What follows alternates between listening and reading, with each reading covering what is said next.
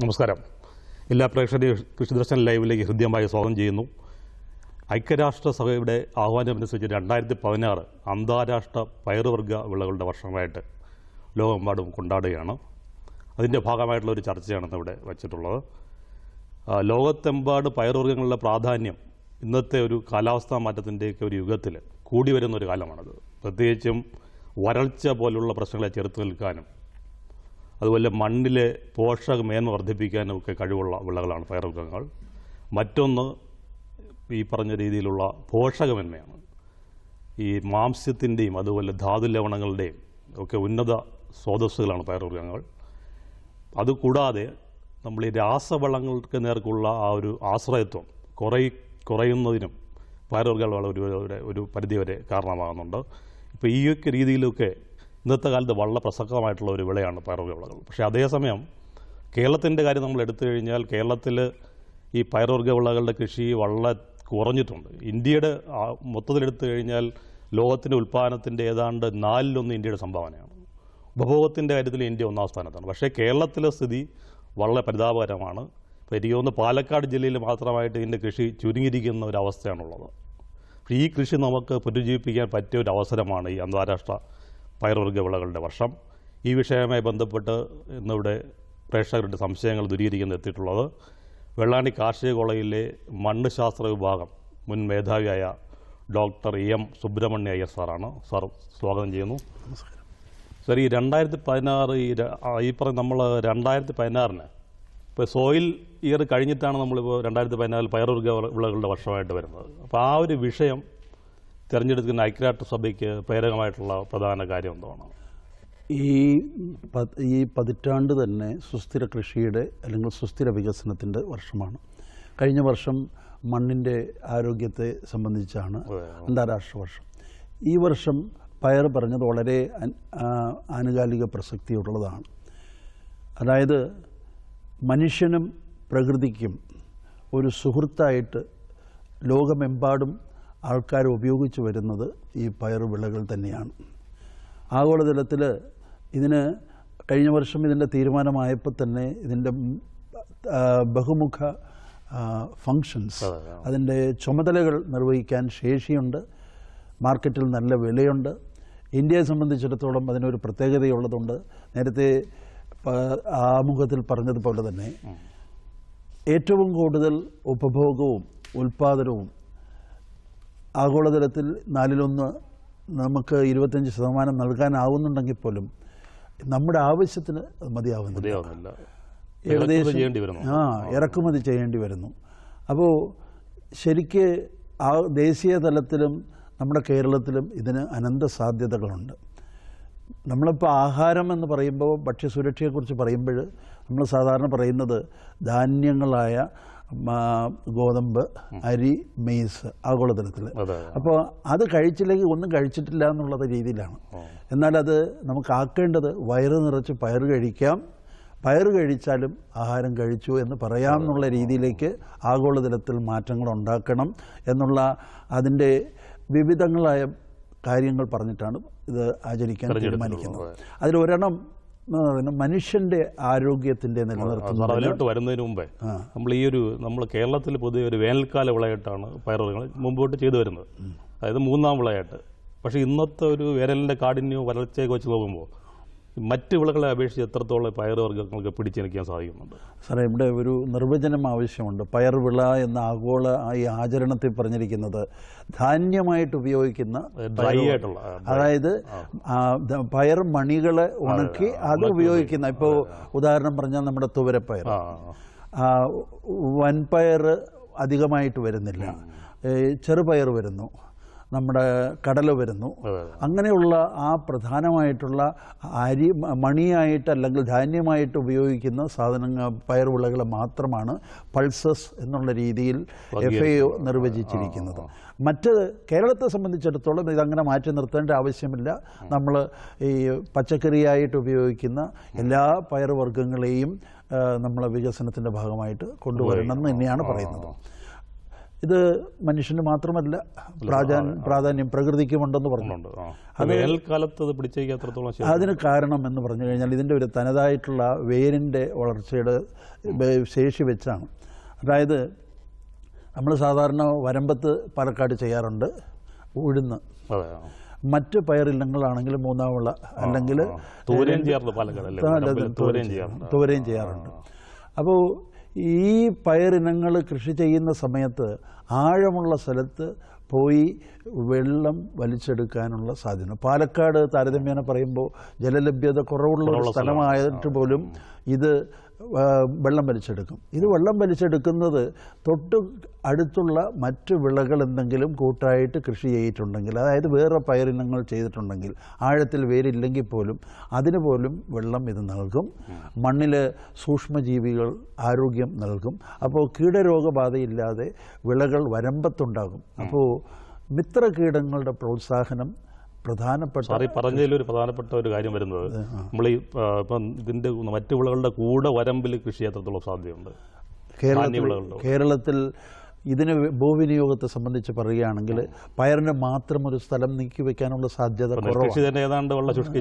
അപ്പോൾ ആ സാഹചര്യത്തിൽ നെല്ലിനെ സംബന്ധിച്ചിടത്തോളവും മറ്റു വിളകളെ സംബന്ധിച്ചിടത്തോളവും നമുക്ക് ഇടവിളയായിട്ടും ആവരണ വിളയായിട്ടും വരമ്പുകളിലും തോപ്പുകളിലും എല്ലാം നമുക്ക് കൃഷി ചെയ്യാം. ഇപ്പോൾ വാഴയെ സംബന്ധിച്ചിടത്തോളം നമുക്ക് ഏറ്റവും കൂടുതൽ പ്രചാരമേറി വരുന്ന ഒരു വിളയായതുകൊണ്ട് ആ കൂട്ടത്തിൽ നമുക്ക് ഒരു ജൈവ കള നിയന്ത്രണത്തിൻ്റെ ഭാഗമായിട്ട് വേണമെങ്കിലും ആദ്യത്തെ ഒരു പൊതയായിട്ടും ആദ്യത്തെ ഒരു 5 മാസം അല്ലെങ്കിൽ 6 മാസം ഇത് കൃഷി ചെയ്യാൻ ഒരു സാധ്യതയുണ്ട്. അങ്ങനെ ചെയ്യുമ്പോൾ ഒന്ന് ഈ മണ്ണിനൊരു ആവരണ വിളയായിട്ട് അത് വർദ്ധിക്കും. രണ്ടാമത് മണ്ണിൻ്റെ പോഷകമൂല്യം എങ്ങനെ ഇത് മെച്ചപ്പെടുത്തും? മണ്ണിന് ഇതിന് തനതായിട്ടുള്ള ഒരു ശേഷിയുണ്ട്. എല്ലാ പയർവിളകളുടെ വേരുകളിലും മുഴയുണ്ട്. ആ മുഴയിൽ റൈസോബിയം വിഭാഗത്തിൽപ്പെടുന്ന ബാക്ടീരിയ വർദ്ധിക്കുന്നു. അവ ഒരു പരോപകാരമായിട്ട് അതിൻ്റെ വളർച്ചയ്ക്കും ചെടിയുടെ വളർച്ചയ്ക്കും വേണ്ടി അന്തരീക്ഷത്തിൽ നിന്നും നൈട്രജനെ ലേയമായിട്ടുള്ള വസ്തുക്കളാക്കി മാറ്റുന്നു. പ്രോട്ടീൻ്റെ ഉപ ഉൽപ്പന്നങ്ങളായിട്ടുള്ള പെപ്റ്റൈഡ്സ്, പോളിപെപ്റ്റൈഡ്സ്, അമിനോ ആസിഡ്സ് ആയിട്ടും ഇത് ചെടിക്ക് വലിച്ചെടുക്കാൻ സാധിക്കുന്നു.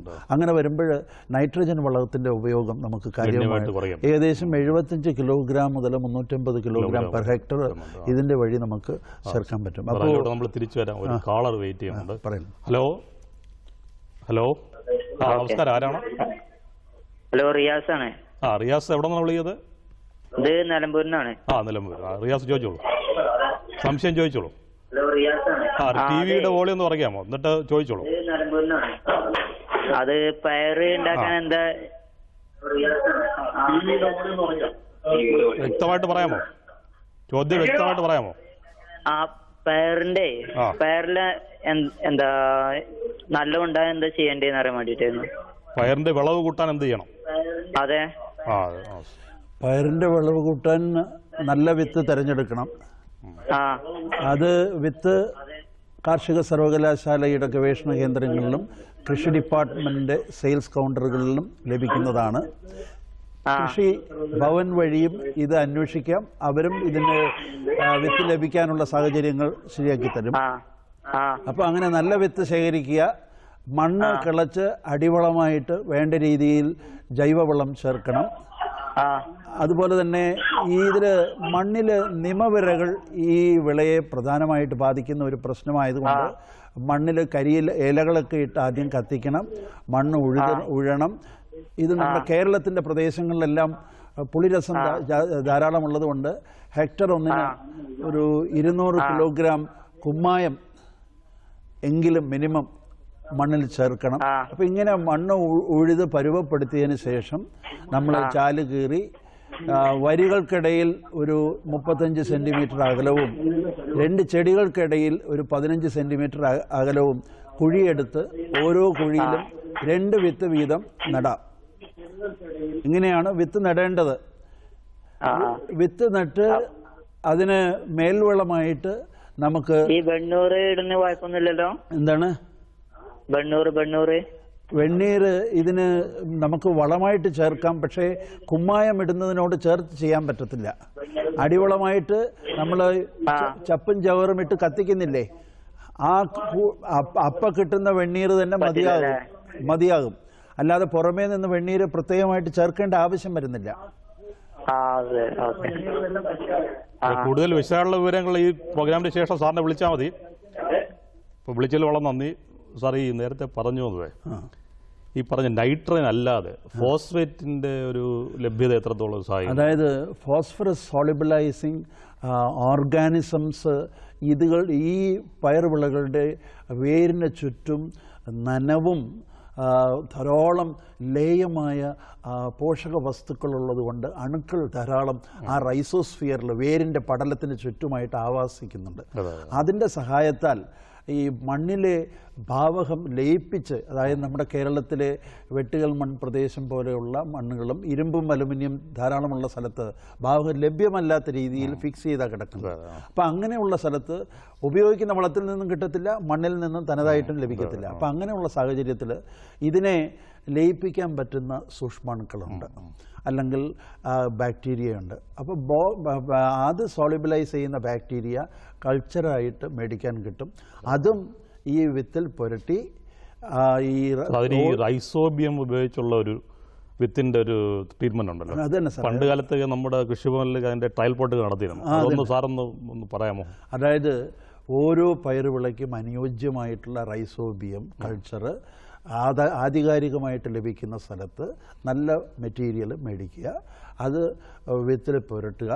നമ്മൾ അതിൻ്റെ ഈ മണ്ണ് നേരത്തെ ഞാൻ സൂചിപ്പിച്ചതുപോലെ, വേറൊരു ഉത്തരമായിട്ട് സൂചിപ്പിച്ചതുപോലെ തന്നെ ഈ മണ്ണ് പരുവപ്പെടുത്തി അതിന് അടിവളമൊക്കെ ഇട്ടതിന് ശേഷം ഈ പുരട്ടിയ ഇതിന്റെ കൂട്ടത്തിൽ വേണമെങ്കിൽ സുഡമോണാസും പുരട്ടാം. അപ്പോൾ കഞ്ഞിവെള്ളം പറയുന്നത് ഇതിൽ നേരത്തെ ഈ പുരട്ടുന്നതിന് അത് ഉറച്ച് വിത്തിനോട് ചേർന്ന് നിൽക്കുന്നതിന് വേണ്ടി പശയുടെ സ്ഥാനത്ത് പ്രവർത്തിക്കും. അപ്പൊ അത് ചേർത്താണ് ഇത് പ്രിപ്പയർ ചെയ്യുന്നത്. അത് ഒരു ദിവസം ചെയ്യാം, അല്ലെങ്കിൽ കുറേ മണിക്കൂർ ചെയ്യാം, സാഹചര്യം അനുസരിച്ച്. അല്ലെങ്കിൽ വൈകുന്നേരം ചെയ്ത് അടുത്ത ദിവസം രാവിലെ ചെയ്താലും മതി. അപ്പോൾ അത് ചെറിയ ഉണക്കുണ്ടാവണം, തീരെ ഉണങ്ങി പോവുകയും ചെയ്യരുത്. അതായത് തണലത്ത് ഉണക്കിയിട്ട് വേണം അത് പാകേണ്ടത്. സാർ, ഒരു കാള് വെയിറ്റ് ചെയ്യുന്നുണ്ട്. ഹലോ, നമസ്കാരം. ആരാണ്? സാർ, ഞാൻ സുനിൽ കുമാറാണ്, പാലക്കാട് നിന്നാണ്. സുനിൽകുമാർ, ചോദിച്ചോളൂ. സാർ, ഞാൻ പുതിയതായിട്ട് ഒരു കൃഷി തുടങ്ങാൻ പോവാണ്. പച്ചപ്പയറാണോ ഉദ്ദേശിക്കുന്നത്? പച്ചപ്പയർ, ഗ്രീൻ ഗ്രാം അല്ലേ? ചെറുപയർ. വള്ളിപ്പയർ പറയല്ലേ, അതാണോ? പച്ചക്കറി പയറാണ് ഉദ്ദേശിക്കുന്നത്. അപ്പൊ സാർ, നമുക്ക് അതിനെ കുറിച്ചിട്ടുള്ളൊരു നമുക്കത് എങ്ങനെ ചെയ്യാം ലാഭകരമായിട്ട്, അതിനെ കുറിച്ചൊരു ഐഡിയ ഒന്ന് പറഞ്ഞു തരാൻ പറ്റുമോ സാർ? അതായത് ഇപ്പോൾ എല്ലാ പയറുവിളകൾക്കും ചെയ്യേണ്ടുന്ന ചില വിള പരിപാലന മാർഗങ്ങൾ ഒന്ന് തന്നെയാണ്. ഇപ്പോൾ ഇതിന് നല്ല വിത്ത് ആദ്യം ലഭിക്കണം. അത് വിത്ത് ലഭിക്കുന്ന സ്ഥലത്ത് നിന്ന് ഇത് സമ്പാദിക്കണം. അപ്പോൾ കാർഷിക സർവകലാശാലയുടെ ചെറുപയർ ഇനങ്ങൾ, അതുപോലെ തന്നെ ദേശീയ തലത്തിൽ കൃഷി ഡിപ്പാർട്ട്മെൻറ്റ് വഴി നിങ്ങൾക്ക് ലഭിക്കാൻ സാധ്യതയുള്ള ചില ഇനങ്ങളാണ് പൂസ ബൈസാഖി, ഫിലിപ്പൈൻസ് പൂസ 8793, CO6 എന്നീ ഇനങ്ങൾ.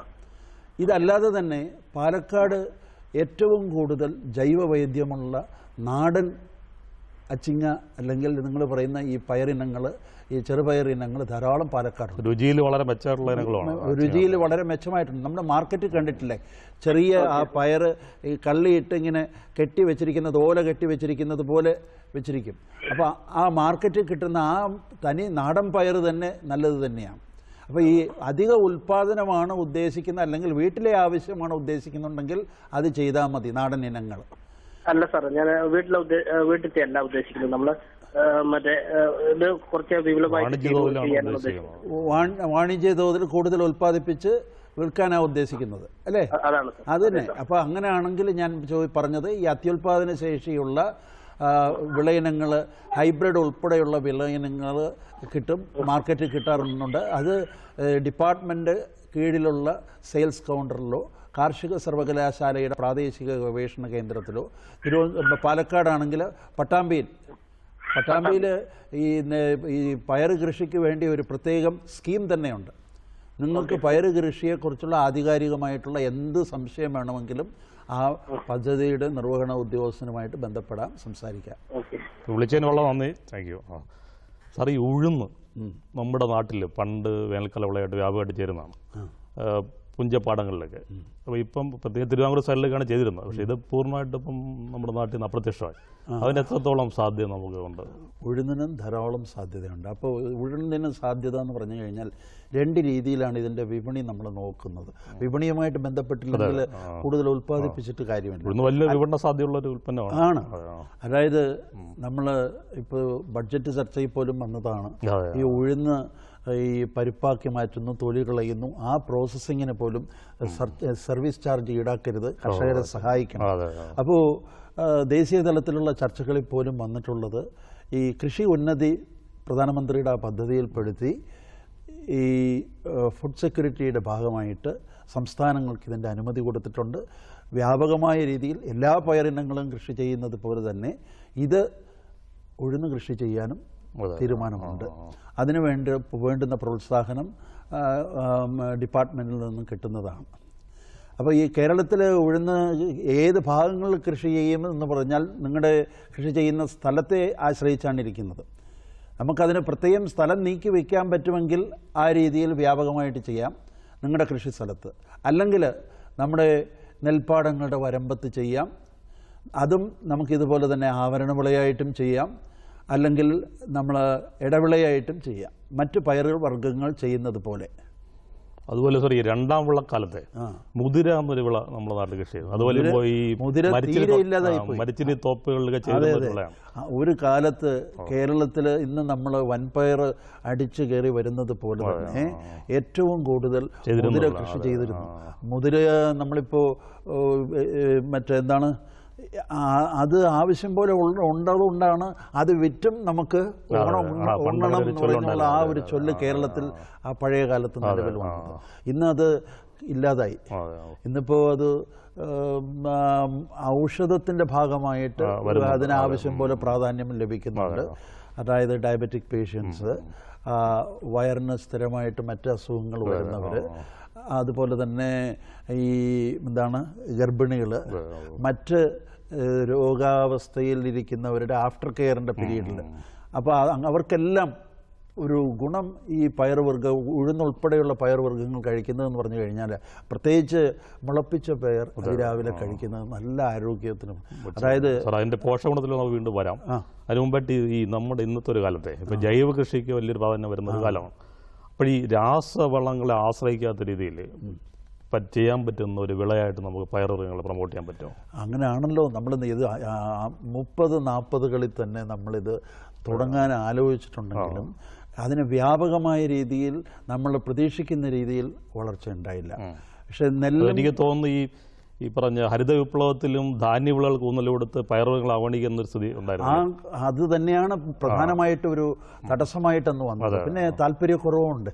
അതായത് ഇത് തനിവിളയായിട്ട് ചെയ്യണോ, വരമ്പത്ത് ചെയ്യണോ, പാടത്ത് ചെയ്യണോ, മറ്റു സ്ഥലത്ത് ചെയ്യണോ എന്നുള്ളതാണ്. അപ്പോൾ ഈ കേരളത്തിൽ പ്രത്യേകമായിട്ട് ഭൂമി നീക്കി വയ്ക്കാൻ സ്ഥലമില്ലാത്ത സാഹചര്യമാണെങ്കിൽ ഉള്ള വിളകളുടെ ഇടയിൽ ഇടവിളയായിട്ട്, ആവരണ വിളയായിട്ടെല്ലാം ചെയ്യാം. അപ്പോൾ അതിന് സാറ് ഇപ്പോൾ പറഞ്ഞ സംശയം അനുസരിച്ച് നമുക്ക് കേരളത്തിന് അനന്ത സാധ്യതയുണ്ട്, ചെയ്യാൻ സാധ്യതയുണ്ട്, നമുക്ക് ചെയ്യാവുന്നതേ ഉള്ളൂ.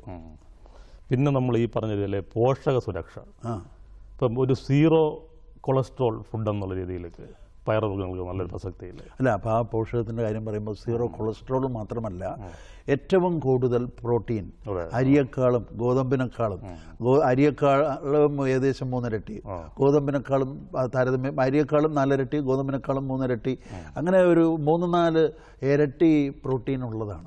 ആ പ്രോട്ടീൻ ആണെങ്കിലോ ദഹനത്തിന് ഒരു പ്രശ്നവും ഉണ്ടാക്കാത്തതാണ്. അപ്പോൾ രോഗാവസ്ഥയിലുള്ളവർക്കും അല്ലാത്തവർക്കും ഒരു സസ്യാഹാരം കഴിക്കുന്നവർക്ക് വില കുറഞ്ഞ ഒരു മാംസ്യം തന്നെയാണ് അത്. എന്നും കഴിക്കാം, വയറ് നിറയെ കഴിക്കാം. നമ്മൾ അരി ഔഷധ ഗുണങ്ങളും പറയുന്നു, ഔഷധ ഗുണമുണ്ട്. അതായത് ഇതിനകത്ത് അടങ്ങിയിരിക്കുന്ന എന്താണ് പഞ്ചസാര, പ്രോട്ടീൻ, ഷുഗറിനെ അധികം വർദ്ധിപ്പിക്കുന്നില്ല. കൊളസ്ട്രോൾ കുറവാണ്. നാരുകൾ കൂടുതലുണ്ട്. നാരുകൾ പ്രത്യേകിച്ച് കൂടുതൽ വരുന്നത് നമ്മുടെ ഇതില്ല, തോരപ്പയറിലാണ് കൂടുതൽ വരുന്നത്. അപ്പോൾ നാരുകൾ കൂടുതലുള്ളത് കൊണ്ട് നമ്മുടെ ദഹന പ്രക്രിയയെ സുഗമമായിട്ട് നടത്തും, ഗ്യാസിൻ്റെ പ്രോബ്ലം ഉണ്ടാകില്ല. അങ്ങനെ ധാരാളം മെച്ചമുണ്ട്.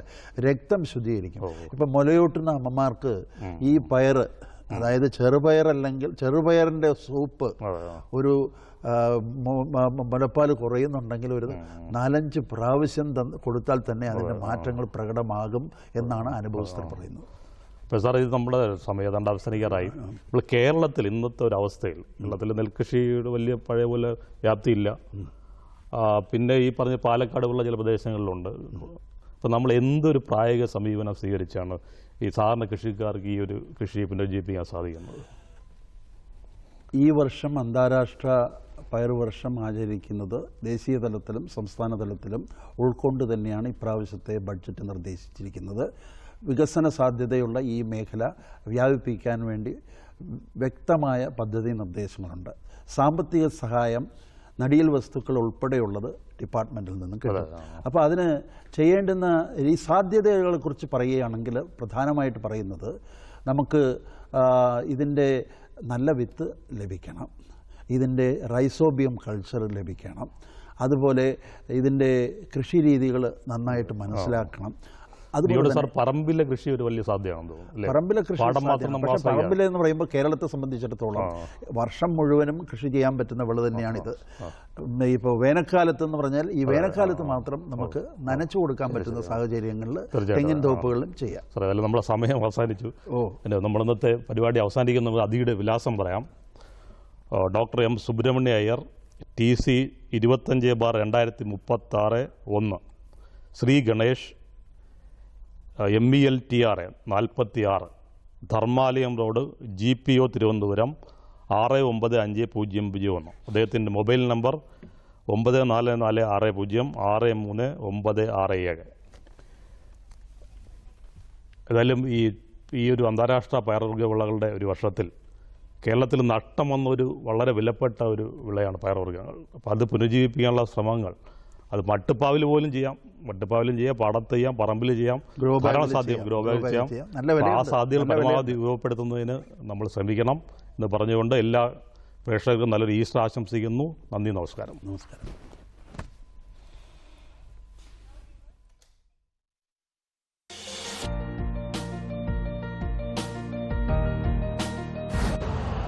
यूरिया का स्वदेशी उत्पादन 70 लाख टन बढ़ाने के लिए 6 उर्वरक संयंत्रों का उद्धार किया जा रहा है। FCIL के गोरखपुर, सिंदरी, तलचर और रामागुंडम संयंत्र, HFCL की बरौनी इकाई और BVFCL की नामरू फोर्थ।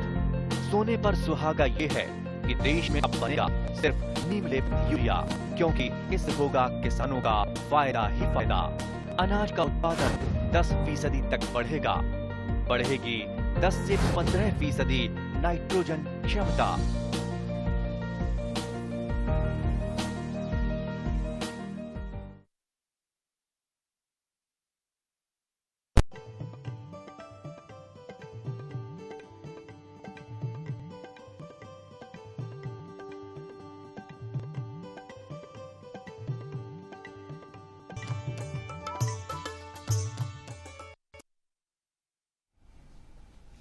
നമസ്കാരം.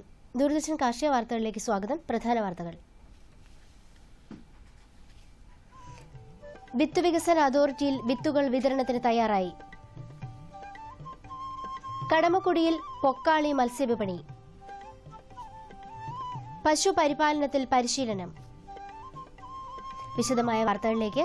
സംസ്ഥാന വിത്ത് വികസന അതോറിറ്റിയിൽ വിവിധ ഇനം വിത്തുകൾ വിതരണത്തിന് തയ്യാറായി. ഉമ, ജ്യോതി, കാഞ്ചന, ശ്രേയസ് എന്നീ അത്യുൽപാദന ശേഷിയുള്ള നെൽവിത്തുകൾ 30 കിലോ വീതം ചാക്കുകളിൽ ലഭ്യമാകും. ഇതിനു പുറമെ പയർ, മുളക്, വെള്ളരി, പാവൽ തുടങ്ങിയ പച്ചക്കറി വിത്തുകളും വിതരണത്തിനുണ്ട്. വിത്തുകൾ ആവശ്യമുള്ള കർഷകർ അടുത്തുള്ള കൃഷിഭവനുമായി ബന്ധപ്പെടേണ്ടതാണ്. കൂടുതൽ വിവരങ്ങൾ അറിയുന്നതിന് കർഷകർക്ക് വിളിക്കാവുന്ന ഫോൺ നമ്പർ 0487 236 0299.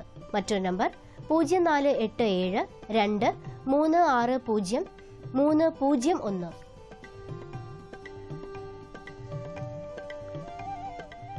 വേനൽ ചൂട് വളർത്തുമൃഗങ്ങളെ സാരമായി ബാധിക്കും. ചൂട് കാരണം കന്നുകാലികളിൽ ഉൽപാദനക്ഷമത കുറയുകയും പാൽ, മാംസ്യം എന്നിവയ്ക്ക് ദൗർലഭ്യം നേരിടുകയും ചെയ്യും. കഠിനമായ ചൂടിൽ നിന്നും കന്നുകാലികളെ സംരക്ഷിക്കുന്നതിന് ശുദ്ധജലം വേണ്ടുവോളം നൽകണം. തൊഴുത്തിൽ ഇടയ്ക്കിടെ വെള്ളം സ്പ്രേ ചെയ്യണം. കന്നുകാലികളെ 2-3 തവണ കുളിപ്പിക്കണം. നിർജ്ജലീകരണം തടയുന്നതിനുള്ള ലവണ മിശ്രിതവും ലായനികളും നൽകാം. മൃഗഡോക്ടറുടെ നിർദ്ദേശാനുസരണം തീറ്റയിലോ വെള്ളത്തിലോ കലർത്തി ഇവ നൽകേണ്ടതാണ്. കാറ്റും വെളിച്ചവും വേണ്ടുവോളം ലഭിക്കുന്ന തൊഴുത്തുകളാണ് ഉപയോഗിക്കേണ്ടത്. എറണാകുളം കൃഷിവിജ്ഞാന കേന്ദ്രവും കടമക്കുടി ഗ്രാമപഞ്ചായത്തും ചേർന്ന് മാർച്ച് 26-ന് കടമക്കുടിയിൽ പൊക്കാളി കർഷകരുടെ ഈസ്റ്റർ മത്സ്യവിപണി നടത്തുന്നു. കടമക്കുടിയിലെ പൊക്കാളി പാടങ്ങളിൽ വളർത്തിയെടുത്ത കരിമീൻ, കാളാഞ്ചി, തിരുത, തിലാപ്പിയ എന്നീ മത്സ്യങ്ങളാണ് രാവിലെ വിളവെടുത്ത് പൊക്കാളി മത്സ്യവിപണിയിലൂടെ വിൽപ്പന നടത്തുക. ഏകദേശം 2.5 ടൺ മത്സ്യം വിപണനം നടത്താനാണ് കൃഷിവിജ്ഞാന കേന്ദ്രം ലക്ഷ്യമിടുന്നത്. ഇടനിലക്കാരെ ഒഴിവാക്കി കർഷകർക്ക് കൂടുതൽ ലാഭം നേടിക്കൊടുക്കുന്നതോടൊപ്പം ഉപഭോക്താക്കൾക്ക് മായം കലരാത്ത ഗുണമേന്മയുള്ള മത്സ്യങ്ങൾ കഴിക്കാമെന്നത് ലക്ഷ്യമിട്ടാണ് എറണാകുളം കൃഷിവിജ്ഞാന കേന്ദ്രം പൊക്കാളി മത്സ്യവിപണി സംഘടിപ്പിക്കുന്നത്. പത്തനംതിട്ട കാട് കൃഷിവിജ്ഞാന കേന്ദ്രം പച്ച ചക്കപ്പൊടി പുറത്തിറക്കി. ചക്കപ്പൊടി മറ്റു ധാന്യപ്പൊടികളോടൊപ്പം ചേർത്ത് പലഹാരങ്ങൾ ഉണ്ടാക്കാൻ പറ്റിയതാണ്. കൃഷിവിജ്ഞാന കേന്ദ്രത്തിലെ അഗ്രോ പ്രോസസിംഗ് ഇൻക്യുബേഷൻ സെന്ററിൽ തയ്യാറാക്കിയ ചക്കപ്പൊടിക്ക് 1 കിലോ 600 രൂപയാണ് വില. സംസ്ഥാനത്ത് പാഴാക്കി കളയുന്ന ചക്കയുടെ പുനരുപയോഗവും മൂല്യവർദ്ധനയും സാധ്യമാക്കാനാണ് ചക്കപ്പൊടി നിർമ്മാണം ആരംഭിച്ചത്. കൂടുതൽ വിവരങ്ങൾക്ക് ഇനി പറയുന്ന ഫോൺ നമ്പറിൽ ബന്ധപ്പെടാം. 0469 266 2094. പശു വളർത്തൽ സ്വയം തൊഴിൽ സംരംഭമായി തുടങ്ങാൻ ആഗ്രഹിക്കുന്നവരെ പ്രോത്സാഹിപ്പിക്കുന്നതിനായി മിൽമ ട്രെയിനിംഗ് സെന്റർ 4 ദിവസത്തെ ക്ഷീര കർഷക പരിശീലനം സംഘടിപ്പിക്കുന്നു. ആദായകരമായ രീതിയിൽ ഡയറി ഫാമുകൾ എങ്ങനെ നടത്താമെന്നതിനാവശ്യമായ വിഷയങ്ങൾ ഉൾക്കൊള്ളിച്ചാണ് പരിശീലനം. ഏപ്രിൽ 4 മുതൽ 7 വരെ തൃശൂർ രാമവർമ്മപുരത്തുള്ള മിൽമ ട്രെയിനിംഗ് സെന്ററിലാണ് പരിശീലനം നടക്കുക. പരിശീലനത്തിൽ പങ്കെടുക്കാൻ താൽപ്പര്യമുള്ളവർ ഏപ്രിൽ 2-ന് മുമ്പായി പേര് രജിസ്റ്റർ ചെയ്യേണ്ടതാണ്. മിൽമ ട്രെയിനിംഗ് സെന്ററിന്റെ ഫോൺ നമ്പർ 0487 2695 869. കാലാവസ്ഥ. കണ്ണൂർ കൂടിയ താപനില 38 ഡിഗ്രി സെൽഷ്യസ്, കുറഞ്ഞ താപനില 27.4. കോഴിക്കോട് 38.3, 27.8. കൊച്ചി 35, 27.6. ആലപ്പുഴ 36.5, 26.2. പുനലൂർ 37.6, 23.8. Thiruvananthapuram 34.7, 26.4 degree Celsius. ഇന്നത്തെ കാർഷിക വാർത്തകൾ പൂർണ്ണമാകുന്നു. നമസ്കാരം.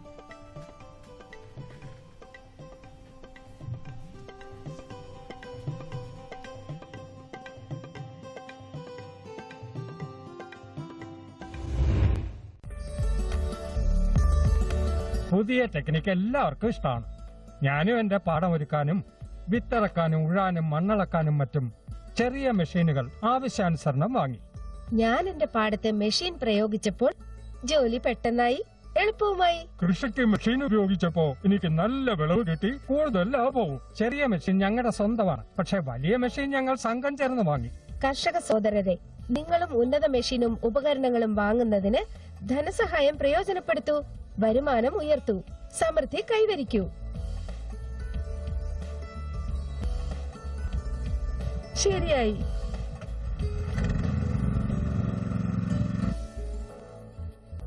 ഞാൻ ആലോചിച്ചു മോനെ, നിന്നെ ഞാൻ കൃഷി എഞ്ചിനീയർ തന്നെ ആക്കും. പുതിയ മെഷീനും പുതിയ ഉപകരണവും എത്തട്ടെ നിങ്ങളുടെ സമക്ഷം. അതിലൂടെ നേടൂ ഇനി സമൃദ്ധി, അളവറ്റ സന്തോഷം.